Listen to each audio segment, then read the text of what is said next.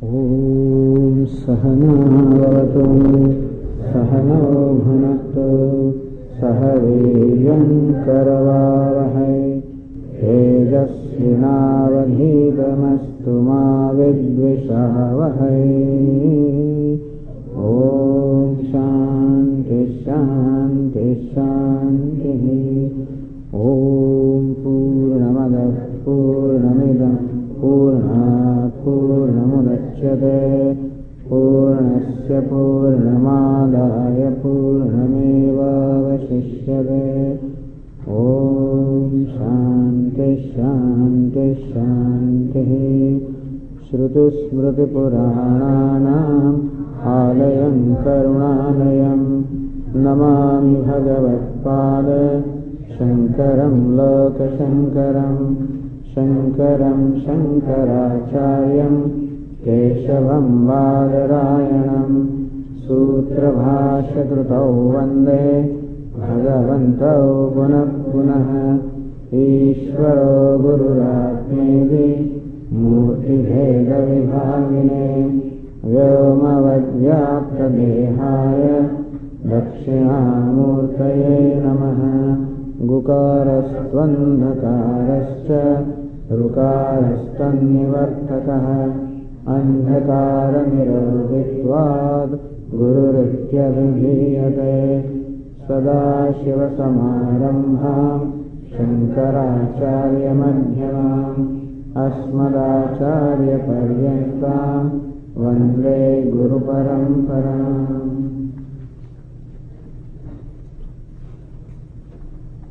Chant verse 7. Amanitvamadambhitvam ahimsa kshantirarjavam acharya upasanam shaucham स्थैर्यमात्म विनिग्रहः इंद्रियार्थेषु वैराग्यम् अनहंकार एव च जन्म मृत्युजरा व्याधि दुःखदोषानुदर्शनम् असक्तिरनभिष्वङ्गः पुत्रदारगृहादिषु नित्यं च समचित्तत्वम् इष्टानिष्टोपपत्तिषु मयि चानन्ययोगेन भक्तिरव्यभिचारिणी विविक्तदेशसेवित्वम्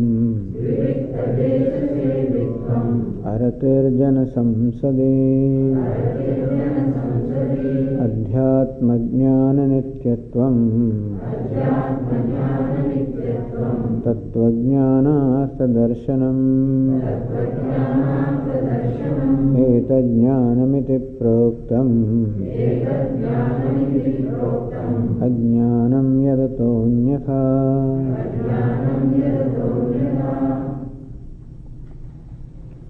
एतज्ज्ञानम् इति प्रोक्तम् यत् अतः अन्यथा तत् अज्ञानम्. This is called knowledge. This group of the 20 virtues prescribed by Lord Krishna, beginning from Amanitvam up to Tattvajnanartha Darshanam, this group of 20 virtues is called Jnanam, is called knowledge. Yat atah anyatha, that which is opposed to this, meaning Manitvam, Dambhitvam, it is ignorance. So Lord Krishna gives a very simple definition of what is knowledge and what is ignorance. So when we follow a life based on these virtues, then we are following a life of knowledge. There is knowledge in our life, and it will culminate into the knowledge that we are seeking. So following these values reflects knowledge of the Vyavaharika Satta, or the transactional reality, or the relative reality, which will lead to the knowledge of absolute reality. What we want to know is, of course, the absolute reality, but then also we should know the relative reality, And following these values in our day-to-day life is a life which is in keeping with the knowledge of the truth obtaining the relative reality, which becomes a means for knowledge of the absolute reality. As we said, having a relative happiness in my heart is a means of gaining the knowledge of absolute happiness. Having relative peace or silence in myself becomes a basis for knowing myself as absolute silence. And similarly also, having relative knowledge in my life becomes a basis of absolute knowledge. And so we discussed yesterday how therefore these values are valuable. The value should become valuable to me, and I will only adopt in my life that which is valuable. I will not adopt something which is not valuable. And therefore, whenever I compromise a value such as truthfulness or whatever, then at that time I do not think it is valuable to me, or that there is something more valuable. So when there is a conflict between two things, then whatever I consider as more valuable will be chosen, and whatever I think is less valuable will be sacrificed. And so, whenever there is a compromise of this value or sacrifice of the values such as truthfulness, etc., that means that there is something more important to me in my life, which I think is more valuable than this. And therefore we say that we must first discover the value of these values, that these are most valuable things. As I said, there is only one value, and that is myself. All I want is myself, really. Even when we say we want moksha, we want freedom, we want happiness, we want success, all of that these are only nothing but descriptions of a self only. It is self that is happiness, it is self that is freedom or moksha, and therefore, through all of that, really, I am only desiring to own up myself. Somehow I simply estrange from myself on account of ignorance, and therefore, just owning up myself is a life. And as we said yesterday, each of these values in fact represents nothing but my own self, and therefore following these values is valuing myself. So having value for the values is having value for myself, valuing myself, respecting myself. When I disrespect these values, I am disrespecting myself, and that's the reason why whenever a value is compromised, there is a conflict in my mind, because whenever I compromise or sacrifice a value, I am in fact acting quite contrary to my own nature, and that's what brings about the conflict. So with that introduction, we can briefly look at these values beginning from verse 7. Amanitvam, the first value. Humility. Amanitvam, the absence of manitvam. Manitvam means pride, and amanitvam means absence of pride, meaning humility. We said that these values are derived from the nature of the self. And self is amani. There is no pride. Atma, the self, has no pride at all.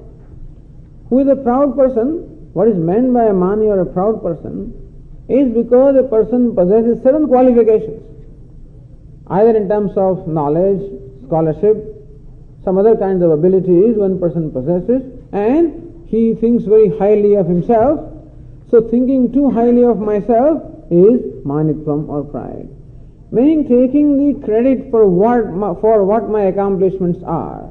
That there are certain accomplishments in my life, and I congratulate myself. I take the credit for those accomplishments, and this self-congratulation or looking upon myself as something special is what is called manitvam or pride.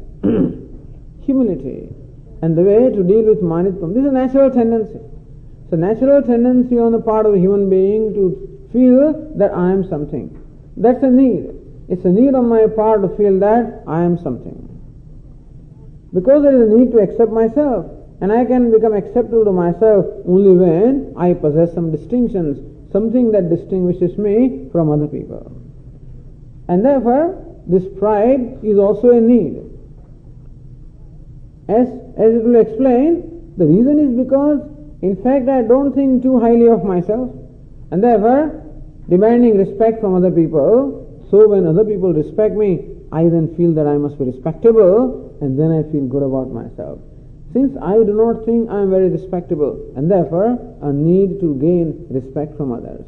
So this tendency to demand, at least in my own mind, I may not outwardly express it, But within my own mind, there is a demand for respect. Whatever I call respect.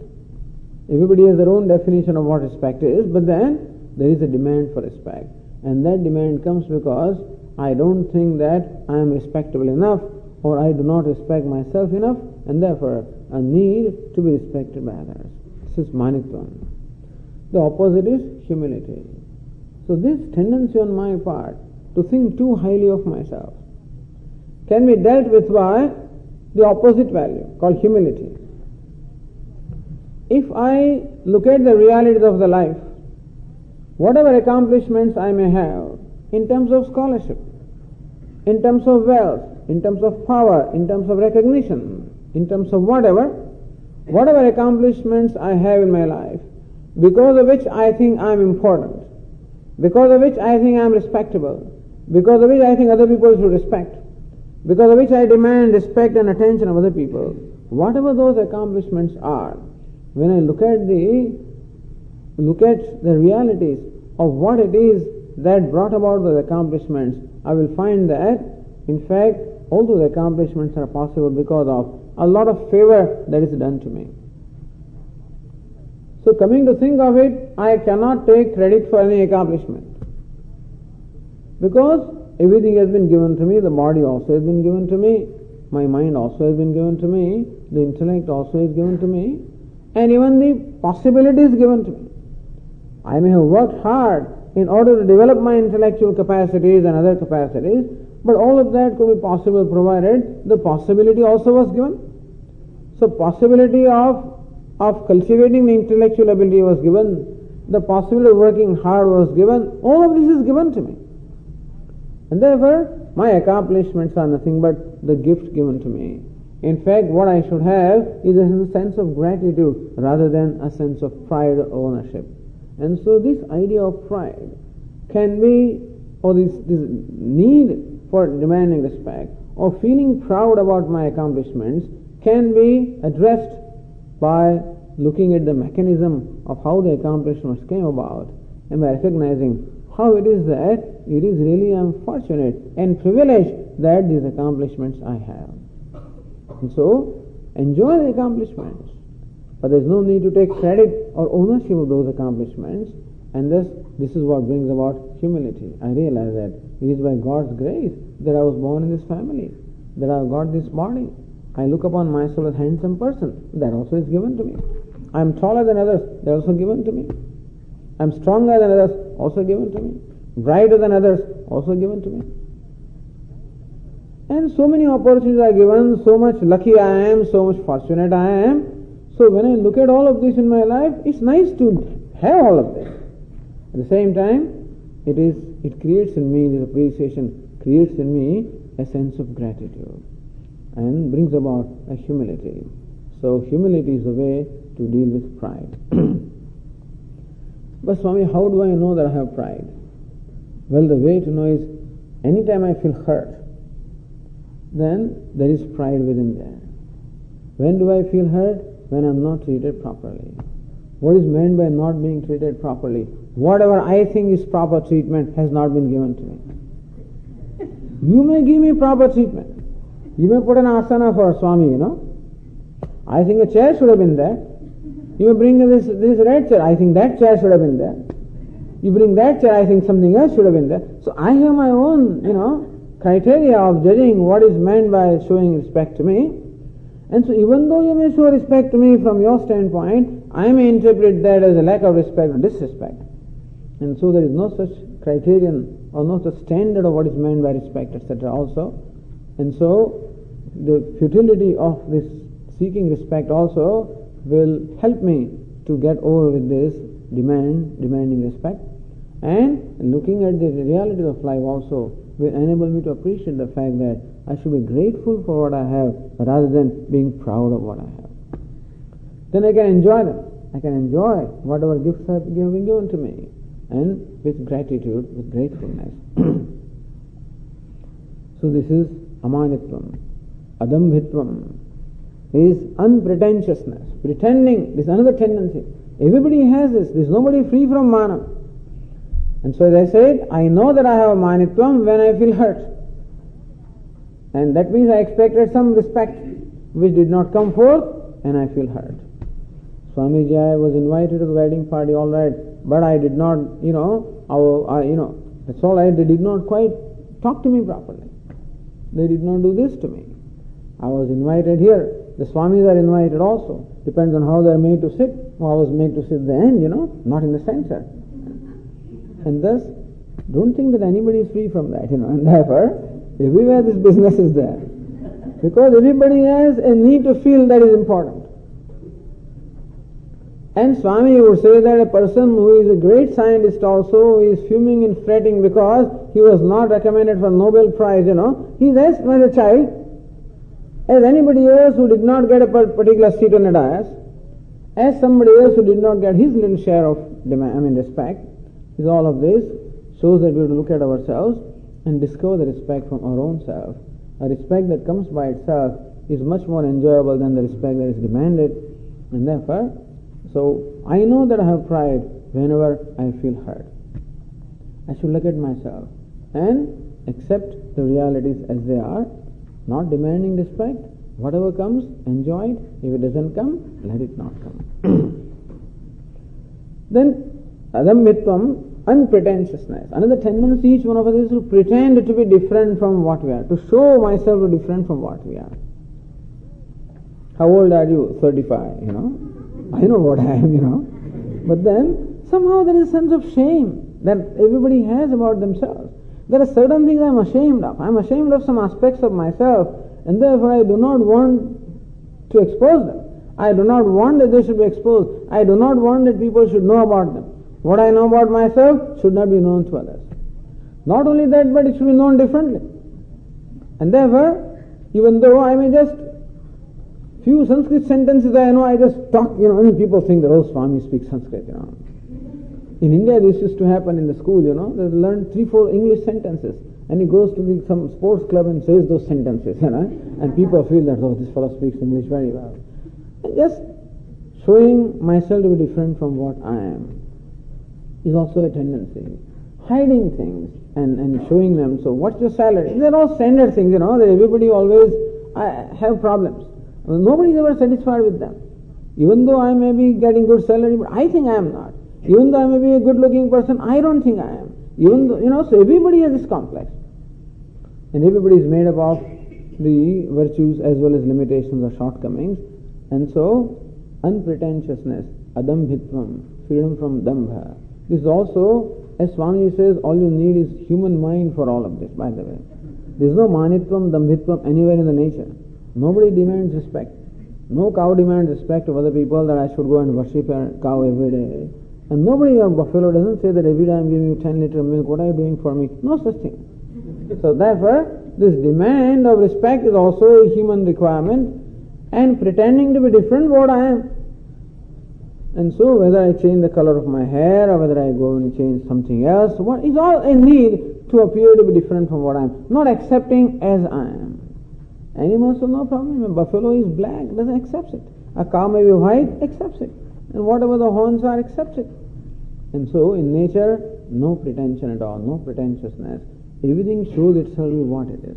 That's the nature of the order. In the order of the world, there is no pride. In the order of the world, there is no pretentiousness.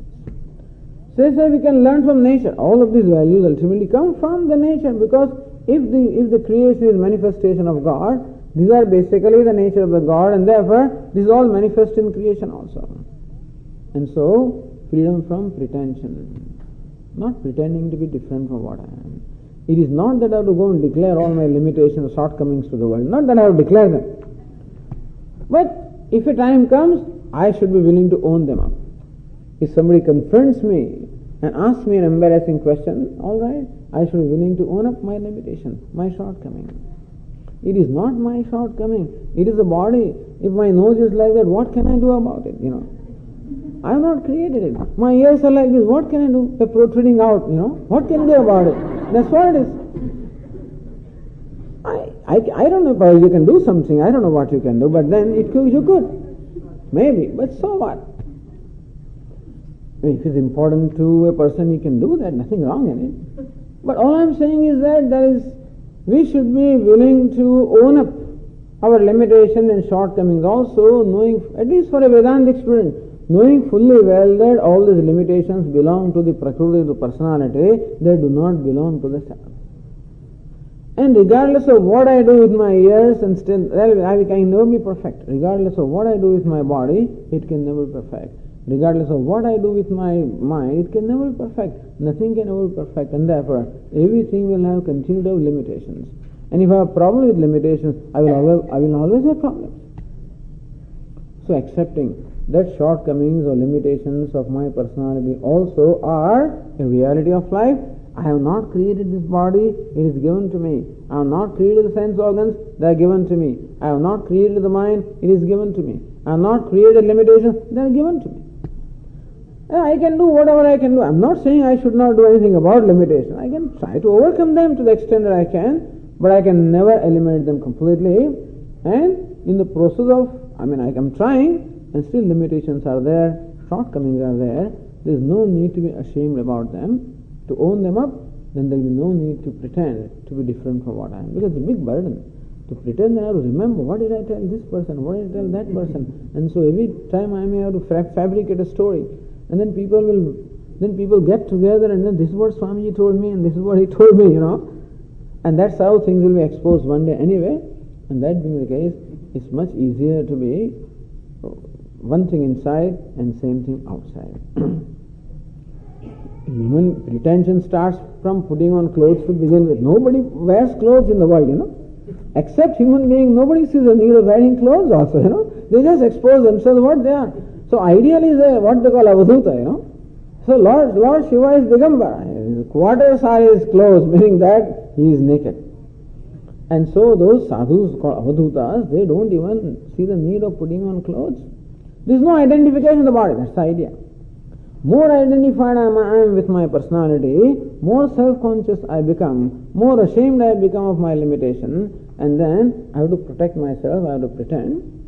So all of this also will require me to slowly become free from giving up too much identification with my personality. Recognize the body for what it is, the mind for what it is, and need not equate them with the self. I need not judge myself with my personality. Ahimsa, also the nature of the self. Atma is ahimsaka. The self never hurts anything. He never opposes anything. Lord Krishna says, I abide equally in everybody. Samoham sarvabhuteshu name dveshyosti na priyaha. That I equally abide the self of all. Here it was said, Kshetrajnam chapamam vidhi sarvakshetreshu bharata. Here Arjuna understand that I am the self in all the personality. I am the person in all the personality. Doesn't matter what the personality is. Swamiji gives an example, judging. Suppose there is a doctor, now when an alcoholic goes to him, what will the doctor say? Come on, you are an alcoholic, I don't want to talk to you. No, to a doctor the fellow is only a patient. Whether he is an alcoholic or he is a drug addict or whoever it is, he treats him as a patient. When he comes to me, I ask him, you are a drug addict? An alcoholic? Not this. I keep on judging, But then I oppose because I have my own standards of how things should be. Self has no standard at all. It equally gives satta and spurti, existence and intelligence to everything. Unopposed. Self is unopposed to everything. And ahimsa meaning being unopposed to everything. Accepting everything. The himsa, the violence comes when there is opposition, when there is non-acceptance, when there is resentment, when there is hatred, when there is aversion, when there is retaliation. That is when I become violent. Violence comes from anger. So whenever anger comes from intolerance, so I cannot tolerate things. Then I become angry. After I become angry, I become violent. And so, non-violence. Of course, when I become angry, I become violent, I become disrespectful to the other person, insensitive to the other person. So ahimsa or non-violence demands that we should become sensitive to other persons, being accepting of other people as they are, with their virtues and their limitations. That's how they are created. God has created in that way, that's what they are. But Swamiji, he hates me. That is how he is created. He dislikes me. That is how he is created. Let him be what he is. And so, accepting whatever there is as creation of the Lord and being as non-demanding as I can, being as non-demanding as I can will enable me to slowly overcome my anger. As I said, anger comes from demand. I demand things to be different from what they are. I demand that they should always be favorable to me. I demand that they should meet with my demand requirements. So I impose myself on others, that he should behave in this way, should talk in this way, should follow this religion, should dress in certain ways. All these various demands are there. So to the extent that I drop my demands, to that extent the possible anger will be less. To that extent the possible himsa or the violence also will be less. And so ahimsa, non-violence, primarily requires that we should deal with our anger. All violence arises from anger. And anger in turn arises from intolerance. Intolerance arises when my demands or my wishes are not fulfilled, they are not respected. And so ultimately, because I am a demanding person, so I should look at my own self and look at my own demands, look at my own needs. I demand that other people should change, other people should become agreeable to me, other people should become favorable to me, and so forth and so on. And thus, accepting and respecting everybody, being sensitive to them, to be what they are and however they are. So except to the extent that I become sensitive, to the extent that I become accepting, to the extent that I respect other living beings, I respect their rights of living, I respect their right of feeling the way they want, I respect their rights and requirements. To the extent that I respect them, to that extent I become non-demanding. To that extent I become more tolerant. To that extent I become less angry. To that extent I become less violent. So the way to become non-violent is to be accepting whatever God has created. That's what brings about Shanti, forbearance. To forbear, to forgive, to accommodate, to be large-hearted. So this forgiveness of others, when does the question of forgiveness come? It comes when somebody has behaved in a manner which is provoking me, which is hurting me. So there are occasions when there is a reason for me to be angry. Swamiji, he has done this. There are reasons for me to react. There are reasons for me to retaliate. So in our day-to-day interaction with the people do behave in certain ways, in insulting ways and hurting ways. And therefore, I feel that the person deserves punishment. Therefore there is a reason for me to retaliate. And I have the capacity to retaliate also. I can give one. Very often, even though there is a reason to retaliate, I can't retaliate because I'm helpless. My boss tells me something in front of other people. I wish to say something, but I cannot say. Somebody much stronger than me, catches hold of my neck and says things to me. I have to live with that, because I cannot retaliate. But there are occasions when I can retaliate. And then also I do not retaliate. That I have the capacity to retaliate, or the capacity to hurt others, and I have reason to retaliate, and capacity to retaliate, and still I do not retaliate. Kshama. Kshama or Kshanti means forbearance, means forgiving, being large-hearted, being sympathetic. Swami, how can you be sympathetic with this person? See the way he behaves? He's hurting me. So, non-violence means not hurting others. Then a question always comes, Swami, I do not hurt others, but then others hurt me. So I do not hurt others, but others hurt me. What should I do at that time? This is when kshama or accommodation or large-heartedness comes. Even when a person hurts me. So the way of dealing with this is to look at the person behind the behavior. A person who hurts must also be a person who is hurt himself.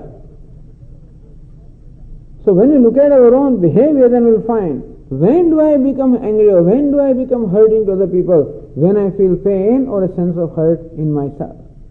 So when somebody hurts me or somebody mistreats me, that is because the person has pain. So even though outwardly the behavior is very aggressive, outwardly the behavior is very hurting, but inward the person is very hurt and in pain. So when I look at that person, then the hurt and the pain, it would be possible for me to discover a sympathy for that person. Forgiveness doesn't mean I forgive him. I outwardly don't say anything, but inwardly I have a lot of things to say. That is not what is meant by forgiveness. Inwardly I have resolved the things. And that happens when, as I said, I see the person behind the behavior. Everybody is hurt and everybody is in pain. All outward aggressiveness is only a sign of inside fear. Outward aggressiveness it only shows inward insecurity, inward fear. So fearful people are always aggressive people. Hurt people are always hurting people. People in pain inflict pain upon others. And therefore, in the hurting or painful behavior of others, when I see a hurt person, a person in pain, a person who is insecure, a person who is fearful, when I see that, then my sympathy can be aroused. And it is a sympathy which gives rise to what we call kshama or forgiveness. So understand that forgiveness is possible only when there is sympathy. And sympathy is possible only when there is understanding. Sympathy is possible when there is understanding, and only when sympathy is there, then kshama or forgiveness is there. Many people feel that they forgive others, but that forgiveness is not arisen from sympathy. Oh, I sympathize with him, but sympathy is not arisen from understanding. So, when Lord Krishna says, each value represents knowledge, you will find that a knowledge or understanding is involved in each value. In fact, each value only means understanding. These values are not a particular behavior. Non-violence, it is not that a given behavior is called non-violence. It is not a certain behavior is called humility. It is not a certain behavior and pretentiousness. It is only the understanding that is called non-violence. Understanding is called non-pretentiousness. Understanding is called forgiveness. So what should I do to forgive? It's not doing something. It is understanding something. What is understanding? Looking, understanding other person's pain, helplessness, fear, insecurity. And the attitude that brings about is called forgiveness. What is ahimsa? And being sensitive, understanding the need of the other person, and being sensitive to the need that brings about non-violence. So amayatvam, adambhitvam, ahimsa, shantihi, arjavam, uprightness, arjavam. Rujubhava. Ruju means straight. Arja means straightness. Honesty in short. Arja means honesty. So Lord Krishna prescribes here the honesty as a value. An alignment between the thought, the word and the deed is called uprightness or arjavam. An alignment. So that is the characteristic of always the good people. Manasyekam, vachasyekam, karmanyekam, mahatmanam. They are called mahatmas. Where? Manasyekam. What is in the mind? Vachasyekam. That is in the words. Karmanyekam. That is in the action. Manasyanyat, vachasanyat, karmanyanyat, duratmanam. The duratmas are those where there is something else in the mind, something else in the speech, and something else in the action. And so honesty, an alignment between the word, the thought, the word and the deed. None of these values is easy, by the way. This is not easy. If I had my way, I would follow all the values. Understand that the reason why I find myself compromising values is only because of my helplessness. I become violent because of helplessness. I pretend to be different because of helplessness. I become aggressive, retaliating because of helplessness. I am dishonest because of helplessness. Why am I dishonest? Why do I say something and think of something else? Why is there not alignment between my thought and the word and the deed? Because I am not strong enough. I am not strong enough to reveal what's going on in my mind. And what I reveal is different from what is in my mind. I may smile at a person, shake hands, and express all my affection. Inside I may have hatred also. But then I am not strong enough to express what my feelings are, because I am afraid that the person will hurt me, he will reject me, he will, so forth. So the fear of being rejected, the fear of being disapproved by the world makes me a dishonest person. And all this is there in one measure or other in everybody. It's only that we have to become aware of these things in our own mind. We become aware of these things, identify these tendencies, and then work with them. And so, uprightness or honesty, as we say, very often in society like India, where people are always observed by others, and everybody seems to know what everybody else is doing. There is very little privacy. In the home also, a lot of people live together, therefore there is no privacy. In the community also, the houses are all clustered together and therefore everybody knows what's going on there. Or people make it their business to know what's going on there also. And therefore, I always have this fear of being exposed, because I don't have that privacy. Then I create a private corner in my own self. Meaning that's how I keep my intentions within myself and not reveal them outside. Or I reveal myself different from what my real intentions are. Why is it so? Because I do not want him to know what's going on in my mind. Why is it so? Because I am afraid that he will reject me. What will he think of me? So when what other people think of me is important to me, when being accepted by others is important to me, when being approved by others is important to me, then I always pose myself in a manner which will win approval of other people, which will win acceptance of other people, whether I am inside that way or not. So again we talk of the pretentiousness. This is the same thing, pretending to be different from what I am, and therefore not being honest. I just remember one incident in life of Mahatma Gandhi. He was very open, transparent. And usually he would declare what's going on in his mind. He had no hesitation at all. Now, this incident is recorded, in his biography. When he was 67, this was at age 67. One morning he was very upset and he was in pain and tears in his eyes. People asked him, he seemed to be very unhappy. What's the matter? He says, last night I had a dream. What happened? In the dream, so he had this vrata or the vow of celibacy. Mahatma Gandhi had observed this vow of celibacy from the age 37 all the way until he died. But he says, in the dream, I found myself that I was not, he seemed to have perhaps sacrificed, compromised his celibacy in the dream. That this kind of thoughts came to me, this kind of passion came into me in the dream. And he was so pained, and he declared it outside, the people. Now, this is an extreme case of uprightness, of course. But that's just owning up oneself, and again, not judging myself by my mind, or accepting my mind for what it is, and owning up my shortcomings or limitations. That is the only way to become honest. Other thing that makes me dishonest is because I fall for my temptations. Whenever there is greed, that greed makes me dishonest.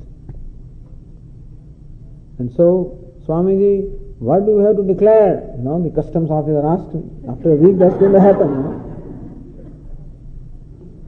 I said, no, nothing, But why the suitcase is so heavy? And then all my books, And so he lets me go.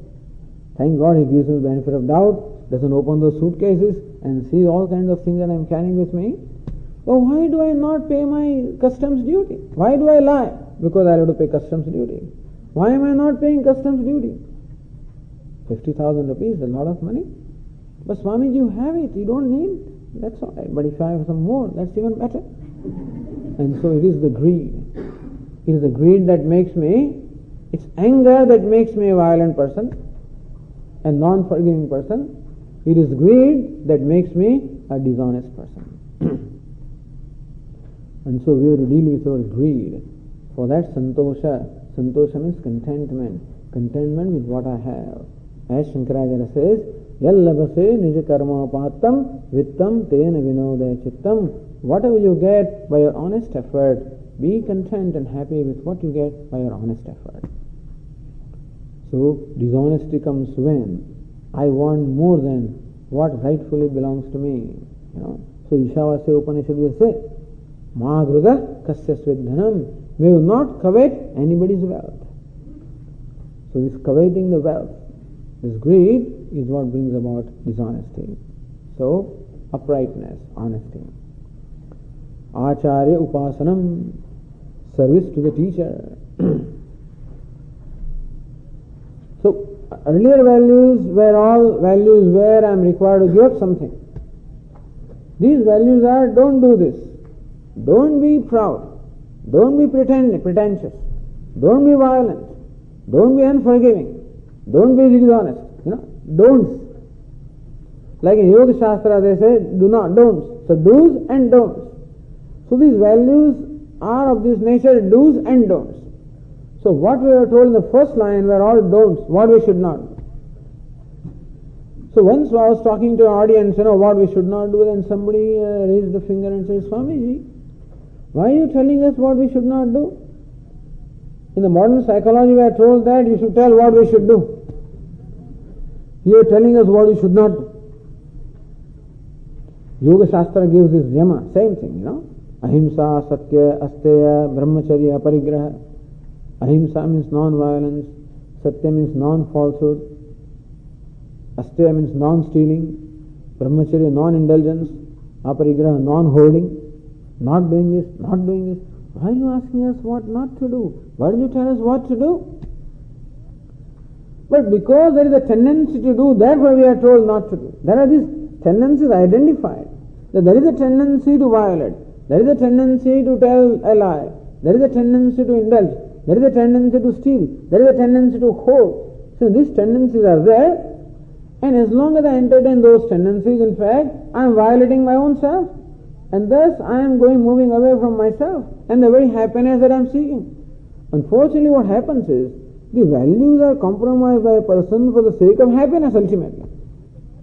Not knowing that in the very process of compromising values, that I am in fact compromising the happiness itself.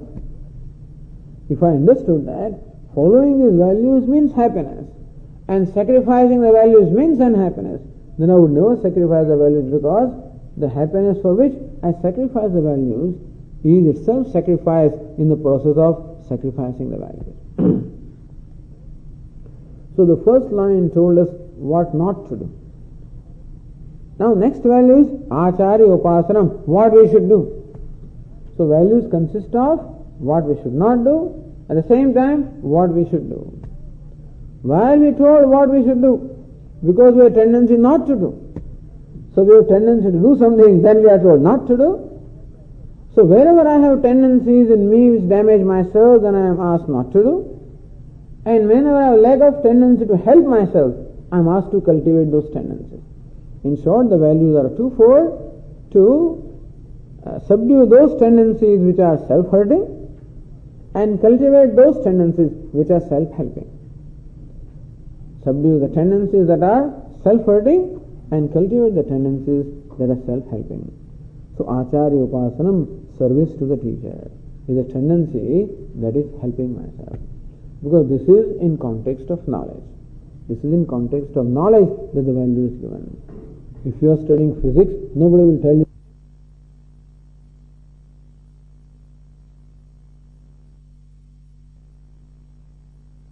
etc. Then also you should serve really, but then at least that doesn't seem to value. Swamiji, I'm paying for him. Every class means what, $35 to calculate, and so I'm paying for him. For every minute I'm paying 50 cents. So I don't need to do anything more than that. That's why here is declared that for knowledge there is no charge. So that means I'm not paying anything to my teacher. He is imparting knowledge to me and I'm not paying anything. So what do I do? serve the teacher. Not as a payment, but in fact to develop the tuning up between myself and the teacher. That communication between the teacher and student can really take place when there is a tuning harmony between the teacher and the student. So serving the teacher is a process which is conducive to cultivating that harmony. When can you serve a person? When you follow the likes and dislikes of that person. You do what that person likes and you do not do what the person does not like. To serve somebody. When do I feel I am served? When do I feel I am served? Not necessarily because a golden katori is given to me. Not because a valuable thing is given to me. I feel I am served when I am given that which I think is valuable. And so, if I want to make serving means making somebody happy. I must know their likes and dislikes. I must know their choices. And I must identify with those likes and dislikes. Giving up my likes and dislikes and identifying with the likes and dislikes of the one whom I want to please. So all married people know, what is meant by pleasing somebody. You can please somebody provided you identify with their likes and dislikes. Identifying with other people's likes and dislikes means dropping my likes and dislikes. This is very painful. So dropping my likes and dislikes is what is required in order to serve somebody. Is it not so? Suppose you made a wonderful thing, a dish, but the person doesn't like. Oh, you made, what's the vegetable today? Bitter gourd. I don't like it. Oh, but bitter gourd, how expensive it is, how much time I took to prepare it. That's all right, I don't like it. And so poor wife may have to cook the food which she may not like and the husband likes. Because both of them come from different backgrounds. She comes from a background where in their home there always a lot of sugar and jaggery and stuff like that in the food. And he gets married to a person who does not eat, doesn't tolerate any sugar, no jaggery, nothing, then what do you do? Or it may be the other way around also. That he likes all jaggery and she doesn't like. Then what do you do? Right? If you want to please him, then the jaggery and etc. And then you also eat the same food. Of course, women also may cook too. It's possible. That something, but most people don't do that. They slowly and slowly acclimatize themselves. In course of time, this woman gets acclimatized to the new place, and her tastes also change. Everything changes because the new household demand that she should dress in a. They change the name. They don't like the old name. They change the name. She should dress in a certain way. She should cook in a certain way. She should do this in a certain way. Slowly and slowly, she does it because she wants to serve. She wants to please. I hope so,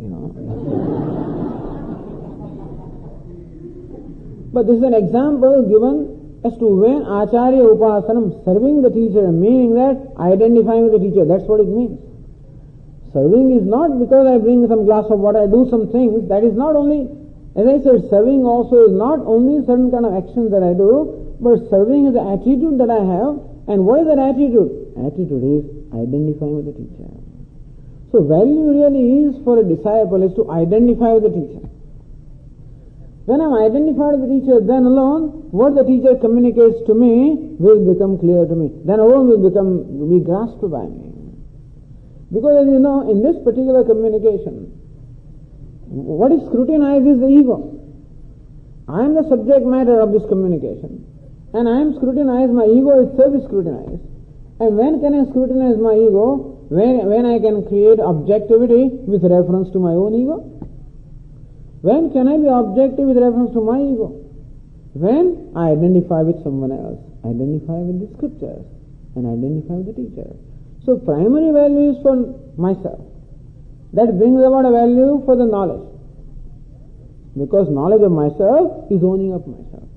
And that brings about a value for the scriptures, because scriptures are a means of the knowledge. That brings about a value for the teacher. Or that brings about a value for communication. From the teacher to the student, because it is through that communication that I learn. And that brings out a value for the teacher who communicates. See, in this way, primary value is always the self. And therefore, the knowledge is important. Therefore, the scriptures are important. Therefore, learning is important. Therefore, teacher's communication is important. And therefore, teacher is important. And so serving the teacher is to develop a tuning up with the teacher, identify with the teacher, gaining the ability to look at things from the eyes of the teacher, gaining ability to look at things from the standpoint of the teacher. He is objective. A wise person is one who teacher means identify the scriptures. So identification of teacher is identification of scriptures, and thus looking at things from the standpoint of the scriptures. That ability I gain when I identify with the teacher. That identification happens when I serve the teacher. And that is why service to the teacher. Meaning accepting their likes and dislikes and surrendering my likes and dislikes. So this brings about a surrender to the teacher. Acharya upasanam shaucham. Shaucham means purity. Twofold purity, external purity and inner purity. External purity, purity of my body, my clothes, the things around me, cleanliness of purity.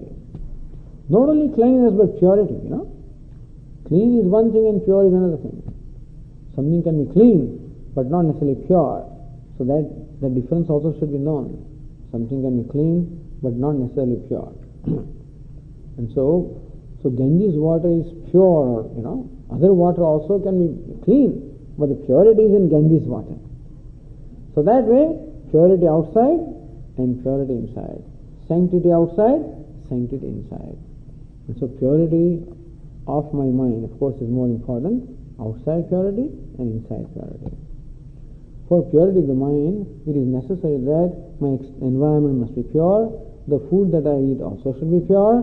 The company that I keep also should be pure.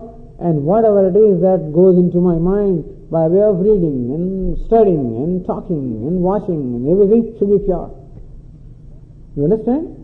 Because I am all the time impacted. All the stimuli is coming to me all the time from the outside world. In order that my mind is pure, all the stimuli also should be pure. One stimulus is coming by way of the food that I am eating, and that's where purity of food, sattvic food. As Lord Krishna describes in the 17th chapter, food can be sattvic, rajas and tamas.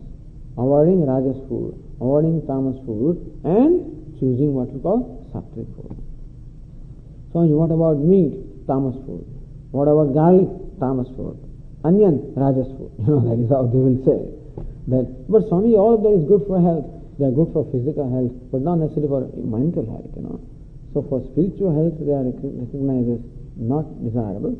For physical health, if you need them and if you take them, it's okay. But don't justify eating those things because it is healthy. The health is to be understood two ways: the health of the physical body or gross body, health of the subtle body. So sattvic, rajas, tamas, these foods are basically from the standpoint of the disposition of the mind. And so what kind of things I am reading? What kind of things I am watching? What shows I am watching? What movies I am watching? What books I am reading? What friends I have? What kind of things I talk to them? All of these have impact upon me. All of this contribute to the purity or impurity of my mind. Therefore, everywhere we have to be. So ahara means food. Food is taken not only from the mouth, it's taken from all the senses. And therefore, watching out for them. And purity of the mind, purity of intention. And of course, a lot of things are discussed about how to bring about that purity by what we call pratipaksha bhavana. Pratipaksha bhavana means entertaining a bhavana or entertaining an attitude opposite to what brings about an impure or an undesirable thought. In that reference, we may tell you this story which we promised yesterday, this pratipaksha bhavana. This story you must have heard, I am sure. But anyway, some of you may not have heard also. It is described in one of the Upanishads, Brihadaranyaka Upanishad. Brihadaranyaka Upanishad says that Trayahi Prajapatyaha, this Prajapati has three kinds of progeny. Devaha, Asuraha, Manavaha, the Devatas, the demons and the human beings. These are three progenies of the Prajapati, the creator. Once upon a time, these people decided to go to Prajapati to get some instruction from him. And therefore, the Devatas, the Asuras and Manavas, the gods, the demons and the humans, all of them send their representatives to Prajapati. As I said the other day, just because you go to the teacher does not mean he starts teaching you right away. You have to live there for a period of time, live life of austerity, penance, serving the teacher, and after some time, Prajapati invited them, invited the Devatas, and asked them, what for have you come here? Sir, we have come here to get some instruction in our day-to-day life. So Prajapati gave instruction in one letter. He said, Da. Did you hear what I said? He said, Da. What do I mean? Damyata. Have control over yourself. So control, self-control. Why did I say that? Because, sir, you are right. We live in heavens. In heavens of Swarga, all means of pleasure are available. We are always tempted for the pleasures. Ours is a pleasure-seeking life. And when pleasure-seeking life is there is no self-control at all. A person is controlled by the temptations of the senses, and that's how we are. And therefore, what you said is right. We should have control over the self. Then the Danavas went, the demons went, and they also asked for this Upadesha. They also were told, what's the meaning of that? Dayadham, have daya, have compassion. Why did he say that? Because you are right, we are very cruel people. Cruelty and anger prevails among these demons. Therefore, how to deal with their anger or cruelty? Meaning daya, with compassion. Then the human beings went. They also requested in a similar way, and Prajapati told them also, what do I mean? Datta, be charitable, be generous. Why was it said? Because human beings are very greedy. Greedy means that not satisfied with what they have and not parting with what they have. So I'm not satisfied with the millions that I have and don't part with what I have. That's called greed. And so datta, be charitable. So the, or see. Control, compassion, charity. Why is this being told? Because of these three tendencies, kama, krodha and lobha. Kama is the tendency to indulge in pleasure. Krodha is anger or cruelty. And lobha is greed or covetousness. And so see. For kama or tendency to indulge, self-control. We will talk about that. For krodha, anger, compassion. Lobha, the greed, there must be charity. So this is called pratipaksha bhavana. When the thought of indulgence arises, then replaced by a thought of control. When the thought of anger or cruelty arises, then replaced by the thought of compassion. And when the thought of greed arises, then replaced by the thought of charity. Just as the acid is neutralized by an alkali. And similarly also, the self-hurting tendencies are neutralized by self-helping tendencies. This method is called pratipaksha bhavana. Bhavana means this attitude of pratipaksha, of taking the position which is opposite to the position which brought about a sudden hurting or damaging tendency. And this is how Shaucham we can maintain the cleanliness of our mind. And here Lord Krishna says that we should be in fact alert and vigilant to make sure that our mind is clean. Jealousy arises, diffuse it. Anger arises, diffuse it. Self-condemnation arises, diffuse it by the opposite tendency. Jealousy arises because I am jealous of someone who has, more than what I am, who achieved more than what I did, who is awarded more than what I am. Jealousy. Congratulations. Don't be jealous. Congratulate that person. Congratulate him for what he has attained. That's how jealousy is dealt with. And thus, kama, krodha, lobha, irsha, this time we should recognize where the tendencies arise from, understand them, and then diffuse them by the opposite tendency. That work should constantly go on, so that these impurities are not built up in our mind. Otherwise, if we are not careful, they can build up, they can become so prevalent, then so strong that ultimately it would become very difficult for us to deal with them. As we say, while drinking tea or coffee, if coffee drops on my shirt, immediately wipe it out, immediately wash it. If I leave it there for 2-3 days, it becomes very difficult to remove. Some people don't care at all, tea and coffee and things goes on and on, They don't even know if a few more drops are there, sometimes. But the habit of always dishes clean right away. Don't pile up anything there. Your cup of tea or coffee, wash it. Your dish, wash it. You pile up, we'll do it tomorrow morning. Tomorrow further pile up, do it in the evening. And that's how, just as when you don't clean the room for a long time, how all the cobwebs, accumulate, these cobwebs also accumulate in our own mind. Therefore, this process of cleaning, that's called shaucham. Okay, we will take the rest of them in the next class.